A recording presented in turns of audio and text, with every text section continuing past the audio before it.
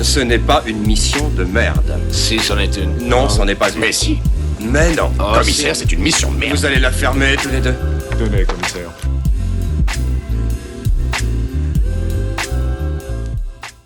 Salut tout le monde et bienvenue sur l'écran fou, et aujourd'hui parlons actu ciné, mais alors une actu un petit peu particulière puisque dernièrement, et ce peu de temps avant l'investiture de Donald Trump, ce dernier avait décidé de mettre un grand coup de pied dans la fourmilière, mais pas que sur le plan politique, mais aussi idéologique, même si bon, les deux domaines sont étroitement liés, j'en conviens. Et qui dit s'attaquer aux idéologies, quand on est républicain, donc vous l'aurez compris évidemment, on parle bien de l'idéologie woke, dit forcément s'attaquer aux moyens de communication qui ont servi à la véhiculer, que ce soit les médias, mais aussi le monde de l'audiovisuel, incluant petit et grand écran. Et oui, car c'est un des pivots majeurs de cette communication, surtout quand on cherche à toucher, à gangréner l'esprit des plus jeunes par endoctrinement, et que on sait qu'un des plus gros moyens d'éducation des jeunes reste encore, hélas, l'audiovisuel.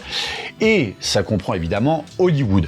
Et Trump, effectivement, avait décidé de s'en prendre à cette propagande en voulant opérer un rétropédalage d'Hollywood qui, jusque-là, suivait les tendances et le pouvoir politique en place. Et on peut pas dire que la présidence Biden a fait énormément de bien en la matière. Alors évidemment, qui dit vidéo qui va aller à l'encontre du wokisme dit forcément qu'on va avoir droit à quelques représentants de l'idéologie qui vont venir dans les coms pour prétendre qu'on dit des conneries, ou encore que le wokisme n'existe pas mais est juste un fantasme de réac, hein. Alors que bon, il y a 5 ans, je le rappelle, quand c'était tendance de dire qu'on était woke, vous étiez les premiers à en user de ce terme, hein. Et puis je rappelle aussi que la cancel culture qui existe aujourd'hui, et notamment dans le domaine du cinéma, qu'on aime notamment traiter sur la chaîne, faut pas oublier que c'est pas un fantasme. Cette cancel culture est avérée et donc revendiquée forcément par quelqu'un. Donc à l'avance, si vous voyez des commentaires des gens de cette communauté, bon, qui vous irriteraient peut-être un petit peu, laissez-les parler. Ici, on n'est pas adepte de la censure à l'inverse d'eux, sauf quand ça devient ouvertement insultant. Voilà, ici on mange pas de ce pain-là, mais ne perdez pas votre temps en réagissant à leurs interventions, car de toute façon, ça finira en dialogue à sens unique, puisque ils se refusent tout échange qui pourrait souvent les poser face à leurs propres contradictions. Donc laissez couler. Bref, voilà pour le petit aparté, et pour mettre les choses au clair notamment. Et donc vous allez sûrement me dire, ouais mais Tony, t'es bien gentil, mais c'est quoi le rapport? Eh bien, en fait, il faut savoir que Donald Trump, comme je le disais juste avant son investiture, a convoqué des stars, et pas n'importe lesquelles, donc Mel Gibson, Jon Voight et Sylvester Stallone. Donc des gens du cinéma qui ont été plus ou moins écartés, si on fait abstraction de Stallone, et enfin plus ou moins, notamment en raison de leurs convictions politiques et idéologiques, et qui ne vont clairement pas dans le sens des woke. C'est-à-dire que par exemple, Jon Voight, il était carrément au QG de Donald Trump le jour des élections, et sans même se cacher derrière quelqu'un, hein. Limite il aurait même fait coucou à la caméra. Mel Gibson, alors lui, pro-catholique, qui refuse de se plier à qui que ce soit, et qui encore dernièrement s'est fait promoteur de Sound of Freedom, film qui n'a clairement pas plu à l'administration Biden pour des raisons obscures que nous n'évoquerons pas ici. Donc forcément, se plier à un agenda idéologique qui va contre nature, pour Mel Gibson, faut encore moins rêver. Et en dernier, Sly, donc Sylvester Stallone, qui lui aussi est un conservateur pur jus et a clairement revendiqué en avoir ras-le-bol des woke et de leur délire de maboule. Et donc Trump les a conviés chez lui, à Mar-a-Lago, avec une mission et pas des moindres, et qui va dans le sens de ses intentions politiques, devenir ses yeux et ses oreilles au sein même d'Hollywood. Et plus que ça, il leur attribue le titre d'ambassadeur. Donc bon, on va y revenir, mais voilà, Trump s'était exprimé ainsi, en affirmant que j'ai l'honneur d'annoncer que Jon Voight, Mel Gibson et Sylvester Stallone seront les ambassadeurs d'un endroit formidable mais très troublé, Hollywood, Californie. Ils seront mes émissaires spéciaux dans le but de remettre Hollywood sur les rails, Hollywood qui a perdu ses lettres de noblesse au cours des 4 dernières années au profit de pays étrangers, afin de le rendre plus grand, meilleur et plus fort que jamais, avec bien sûr plus grand, meilleur et plus fort que jamais en lettres majuscules. C'est-à-dire que oui, effectivement, pendant qu'Hollywood se casse la gueule, entre la grève des acteurs et des scénaristes, la médiocrité et surtout la DEI qui a pullulé partout au point de soumettre la quasi-totalité du domaine à la génuflexion, le business a chuté très fort, même trop fort, même dans les franchises qui sont censées être ultra lucratives, bon si on fait exception de rares cas, et que pendant ce temps, par exemple, l'Asie en a profité pour commencer à imposer son potentiel concurrentiel, et non sans effet. D'autant qu'en Asie, déjà, on tolère peu le wokisme, et que quand on sait que le cinéma américain commençait à conquérir le territoire asiatique il y a à peu près 10 ans, en fait, la période de trouble de ces 5 dernières années n'a pas été en faveur de l'exportation de ce cinéma made in US. Et Trump lui-même le reconnaît. Donc, ajoutant dans son message, ces 3 personnes très talentueuses seront mes yeux et mes oreilles, et je ferai ce qu'elles suggèrent. Ce sera à nouveau, à l'instar des États-Unis d'Amérique, l'âge d'or d'Hollywood. Donc il a vraiment à cœur de redonner de sa superbe au monde du cinéma pour asseoir la puissance américaine, comme ce fut le cas autrefois, tout en attaquant le wokisme qui s'est servi d'Hollywood comme tremplin promotionnel.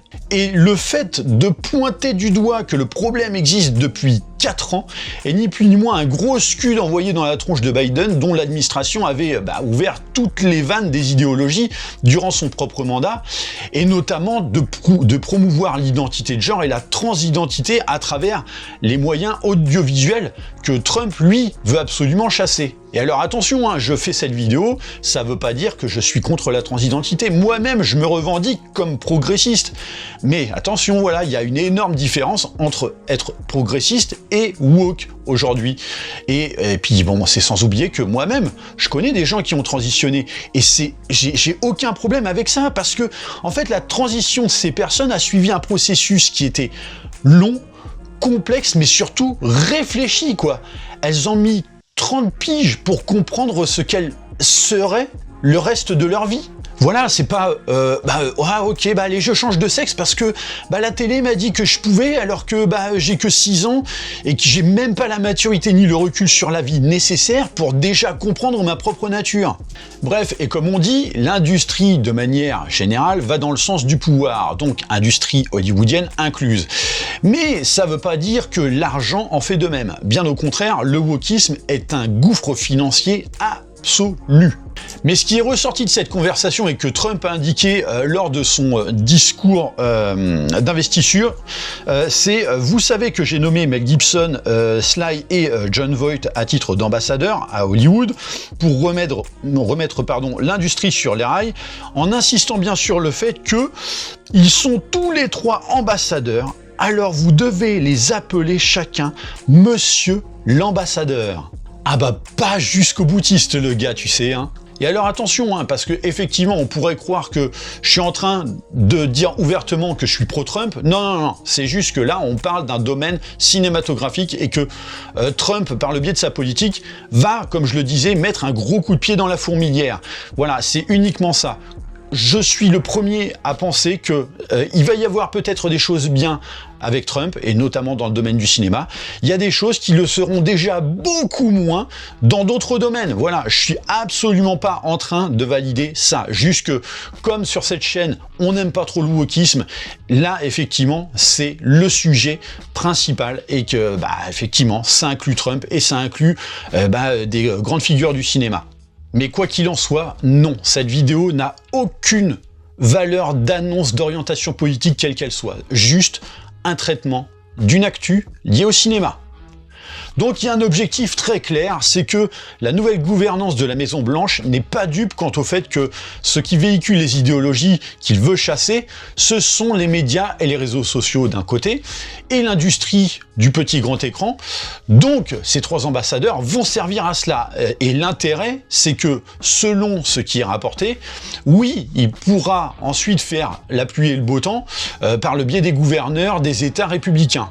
Et ça, c'est clairement pas Disney qui dirait le contraire, quand notamment Ron DeSantis, gouverneur de Floride, républicain, a lui-même été au charbon pour en foutre plein la gueule à Disney depuis 2022, notamment autour du problème d'éducation à l'identité de genre dans les écoles primaires, et que c'est pas Mickey qui a gagné, malgré le fait que pourtant ça a eu lieu sous la présidence de Biden. La loi a donc donné raison à DeSantis, c'est pas la loi française, Donc oui, leur rôle aux 3 stars hollywoodiennes, au-delà du titre, va être majeur, même si ça peut aussi rapidement être, on va dire, un nid en merde sur le long terme et qu'ils finissent par être haïs. Mais bon, d'un côté, ils assument pleinement. Hein. Mais l'autre point qui prête au questionnement, c'est le cas de chacun. C'est-à-dire que bon, d'un côté, t'as Jon Voight, 86 ans, voilà, il arrive clairement en fin de bande, donc pas sûr qu'il serve longtemps la cause de Trump. Hein.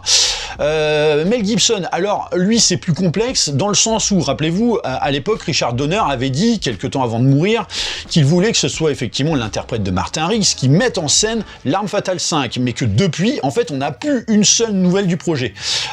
Notamment parce que Mel Gibson n'est pas dans les petits papiers des studios sur le plan politique et doctrinal, donc outre ses multiples débordements, alors qu'en termes de valeur filmographique, ce mec c'est une vraie machine à prix et à critique positive. Donc là où Gibson a plein de projets qu'il aimerait mettre en boîte, en fait, il en fait quasiment aucun. À l'exception de son Vol à haut risque qui vient de sortir et qui n'a réussi à écoper en termes de distribution que de Lionsgate. Donc Lionsgate, le fond du tiroir hollywoodien, quoi, hein, et distributeur qui est prêt à récupérer n'importe quoi. Et autant dire que ce qui sauve un peu la visibilité et la distribution du film, c'est d'avoir en tête d'affiche une star encore bankable comme Mark Wahlberg. C'est peut-être ce qui sauve finalement le film de la case direct to streaming, quoi. Mais ce qui ici ne va pas jouer en sa faveur, c'est que le film en question, donc Vol à haut risque, est actuellement en train de se faire défoncer quelques jours après sa nomination d'ambassadeur par Trump. Et pour moi, un défonçage légitime parce que, disons-le clairement, c'est le plus mauvais film du réalisateur. Personnellement, j'en ai pas fait la vidéo, mais vraiment, je ne le vous conseille pas spécialement. Moi-même, j'avoue, j'ai pas compris comment ce film pouvait être du même mec qui a pondu Apocalypto, Braveheart, Tu ne tueras point ou même La Passion du Christ, quoi. Donc peut-être un petit écart de conduite, mais qui malheureusement intervient pas vraiment au bon moment. Toutefois, ce qu'il faut savoir, et qui je pense a énormément pesé dans sa nomination d'ambassadeur, c'est que Gibson a fait l'objet d'une fake news l'an dernier, mais qui a eu l'effet d'une bombe nucléaire, à savoir que, en fait, Mel Gibson et Mark Wahlberg se seraient associés pour créer un tout nouveau studio hollywoodien ouvertement anti-woke. Sauf qu'en fait, rien de cela ne s'est avéré vrai. En vérité, c'est suite à des fuites promotionnelles autour de Vol à haut risque que la rumeur d'une association potentielle est née. Et rapidement, c'est un site satirique anglais ou américain, non anglais, donc du même acabit que le Gorafi chez nous, qui s'est attribué l'idée pour finalement en faire une fake news. Mais l'impact de la rumeur a été tel que, en fait, Gibson lui-même n'a pas écarté d'user de sa propre boîte, donc Icon Productions, pour véhiculer cette intention. Et cela bien avant l'élection de Trump. Et je pense qu'en fait, ce contexte a aidé à donner une plus grande visibilité à Mel Gibson, notamment auprès de Trump, et que sa récente collaboration avec Mark Wahlberg, qui est lui aussi républicain, hein, permettra effectivement d'attirer des adhérents qui peut-être ne supportent plus de devoir se taire par rapport à leur vision du monde, peut-être de peur de se faire striker par les studios orientés. Et je pense que les derniers événements de Los Angeles, donc je parle ici des incendies qui ont absolument tout ravagé, ont sûrement déjà donné quelques idées de réorientation politique à certaines stars qui ont absolument tout perdu dans les flammes parce que la gouvernance de Californie a préféré faire de l'ADEI plutôt que de faire le minimum syndical en termes de sûreté de l'État. Et l'autre cas de figure, c'est effectivement Sylvester Stallone. Alors lui, c'est marrant parce que justement, quand Trump a été élu, Disney a voulu se l'accaparer pour lui proposer un rôle dans un film, moyennant quand même un bifton plutôt intéressant. Maintenant, attention, il faut savoir démêler là aussi le vrai du faux. C'est-à-dire que il y a des articles stipulant que Sly aurait refusé un contrat ultra juteux de Disney parce qu'il refuse de bosser avec le studio de ce qu'il appelle notamment la connerie éveillée. Sauf que c'est également une fake news balancée là aussi par le même site satirique à l'origine du studio anti-woke de Mel Gibson, ok ?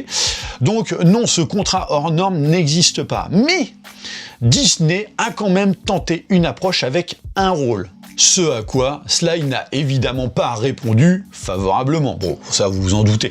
Alors, c'est vrai que sur le coup, tu te dis non, mais bon, à quel moment Disney ose, quoi. Oui, mais le problème, c'est que la direction de Disney a poussé tous les gens de talent vers la sortie au profit d'incompétents, tant qu'ils cochent des cases de l'ADEI, au point de devenir l'enfer woke. Mais bon, voilà, si vous suivez la chaîne, ça vous le savez évidemment. Cependant, depuis l'élection de Trump, Disney tente de rétropédaler, mais sauf Sauf que conditionner des woke qui vivent avec des œillères et dans l'intolérance de tout ce qui ne correspond pas à leur vision aliénée du monde, à devoir notamment bosser dans un monde qui est à l'opposé de tout ça, c'est pour eux impossible. Donc, tous les employés ultra woke de chez Disney, de toute façon, on ne pourra pas les faire bosser à contre-courant. Donc, la seule solution pour Disney, c'est de recruter. Voilà, de recruter des gens avec une vision un peu plus républicaine, de manière à rééquilibrer un petit peu la balance. Mais sauf que il n'y a plus personne qui veut aller bosser chez Mickey. Donc, bah, effectivement, ils tentent des coups de poker à grand renfort de bifton pour appâter des artistes voilà, susceptibles de pouvoir inverser un peu la vapeur, à l'heure où l'entreprise aux grandes oreilles a encore perdu en popularité mondiale. Donc non, ça n'a pas du tout marché. Et puis n'oublions pas que Stallone, qui déjà est bien conservateur de base, est devenu une des coqueluches de Taylor Sheridan, que notre ex-Rocky Balboa affectionne beaucoup. Et Taylor Sheridan, il fait du contenu à une échelle industrielle, et notamment pour Paramount, mais majoritairement quand même du contenu de qualité. Voilà, à peut-être quelques petites exceptions près. Mais Taylor Sheridan, effectivement, à part Paramount, il n'y a personne qui en voulait.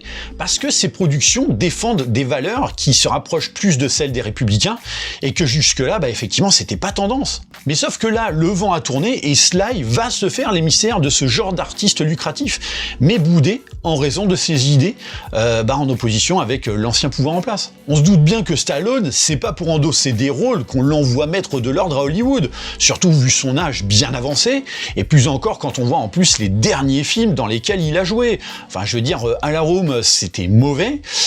Mais alors Armor, alors vous savez, c'est ce fameux film qui a fait scandale chez nous parce que on a voulu tester un doublage par intelligence artificielle pour simuler le regretté Alain Dorval.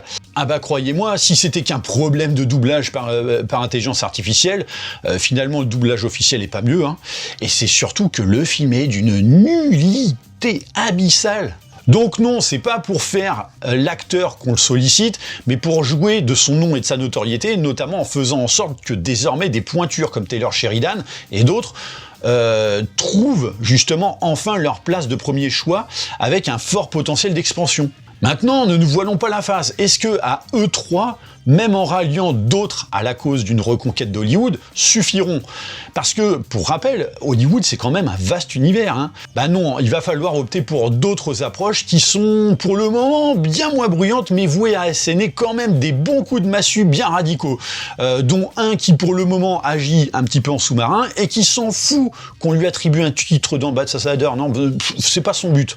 Et une personne qu'on connaît bien, effectivement, sur cette chaîne, pour en avoir quand même pas mal parlé, c'est effectivement Nelson Peltz. Et oui, donc, on en avait notamment parlé en 2023 et 2024, autour de cette fameuse guerre de Disney qu'il avait orchestrée contre Bob Iger, donc le PDG de Mickey. Puisque bon, rappelons-le quand même, Disney est une des plus grosses entreprises de divertissement d'Hollywood, mais qui, de divertissement familial, a décidé d'opter pour l'endoctrinement à l'identité de genre, pour soutenir des micro-communautés qui veulent se faire entendre, alors que pourtant le monde ne manque pas de psychologues pour les entendre, justement, comme j'ai l'habitude de le dire. Et donc Nelson Peltz, qui avait perdu la bataille pour l'acquisition de sièges au conseil d'administration de Disney, mais qui depuis fait un peu profil bas. Alors oui, il fait profil bas, mais pour mieux orchestrer sa revanche. Et oui, parce que là où Disney s'extasiait de sa victoire en promettant monts et merveilles aux actionnaires peu satisfaits, lui en fait il contemple la poursuite des dégâts de l'entreprise qu'il avait pourtant signalé, et puis il mate ça sur grand écran avec son seau de popcorn, tu sais. Mais le mec, il n'a pas fini par être un des plus gros actionnaires de Mickey pour lâcher l'affaire au premier échec, pendant que Mickey, lui, dépense son flouze pour faire nawak. Donc, en cas de contre-attaque, et croyez-moi qu'elle verra le jour, ça risque de pas être la même limonade que l'an dernier. D'autant que là, les plus gros investisseurs qui vont avoir du poids dans la balance, par le biais de leur vote, comme je le dis, ils suivent aussi la tendance politique du moment, sachant que Peltz se revendique très clairement comme l'entremetteur qui a permis le rapprochement entre Musk et Trump. Musk qui en l'occurrence est déjà en guerre contre Mickey, et sachant que le président du conseil d'administration de Disney change lui aussi cette année, et oui, dorénavant ce sera James Gorman qui en prendra la tête, et que Peltz et lui ont fini par sympathiser. Et oui. Donc vous voyez, Pels en fait, il pose ses petits pions comme un vrai stratège lors d'une partie de risque. Et pendant que, voilà, chez Disney, on sabre le champomis de l'avoir fait perdre, hein, c'est en fait sans la moindre vision à long terme, et que quand chez Disney on parle de victoire d'une guerre, en fait pour Pels, c'est juste la défaite d'une petite bataille dans un truc de plus grande ampleur dont lui-même a anticipé toutes les options possibles. En fait, c'est là que c'est complètement fou, c'est que chez Disney, ils le prennent pour une bille, mais le mec, il n'est pas devenu multimilliardaire en se grattant juste le scrotum. Faut quand même le savoir, ça. Donc oui, les choses risquent effectivement de changer par diverses approches. Alors voilà, il y a les figures hollywoodiennes d'un côté, hein, telles des totems médiatiques, et puis de l'autre, il y a ceux qui, fort en toute discrétion des galeries dans le sol, hein, afin de creuser ensuite un trou juste sous les pieds de l'adversaire. Et c'est vrai qu'on en revient souvent au cas de Disney. Oui, mais parce que on a tous chéri Disney, et notamment ses programmes familiaux et sa qualité, mais que tout ça a fini en crachat à la tronche, et que en fait il se croit intouchable, sauf que les choses sont effectivement vouées à évoluer, même si c'est difficile d'en évaluer les proportions dans lesquelles ça se fera. Donc voilà ce que je pouvais dire sur le sujet. Évidemment, on va suivre ça de très près. En tout cas, bon, dites-moi ce que vous en pensez dans les commentaires. Voilà, est-ce que vous pensez que ces 3 ambassadeurs vont réellement avoir un impact relatif sur cette industrie, ou est-ce que c'est juste un simple effet d'annonce de Trump qui finira en coup d'épée dans l'eau, sachant que malgré tout, on assiste, et de manière assez évidente, à la chute du wokisme. On sent un ras-le-bol général lié à sa toxicité, et les effets s'avèrent finalement assez révélateur, notamment outre-Atlantique. Chez nous, c'est pas encore le cas. Et on sent en l'occurrence que ceux qui ont investi pour promouvoir cette idéologie commencent à regarder leur compte en banque, et que rien ne se fait par pure charité, arrivé à un moment quoi, hein, il faut quand même le préciser. Bien sûr, tout ça n'est absolument pas une manière de dire que on est pour Trump ou Biden ou quoi que ce soit, hein. Là n'est pas la question. On sait qu'on est contre le wokisme, ça c'est une chose. On sait juste que effectivement le sujet traite du cinéma, et que effectivement le courant politique américain vise à faire évoluer un petit peu la chose justement dans le domaine du petit et du grand écran. Donc voilà pourquoi on fait cette vidéo. Donc voilà, en tout cas n'hésitez pas à laisser des petits coms pour m'expliquer un petit peu tout votre ressenti. Bien sûr, pensez à liker et partager la vidéo, pensez à vous abonner à la chaîne de manière à vous tenir informé des prochains contenus, et bien comme d'habitude, je vous dis à très bientôt pour une prochaine vidéo. Allez, bye!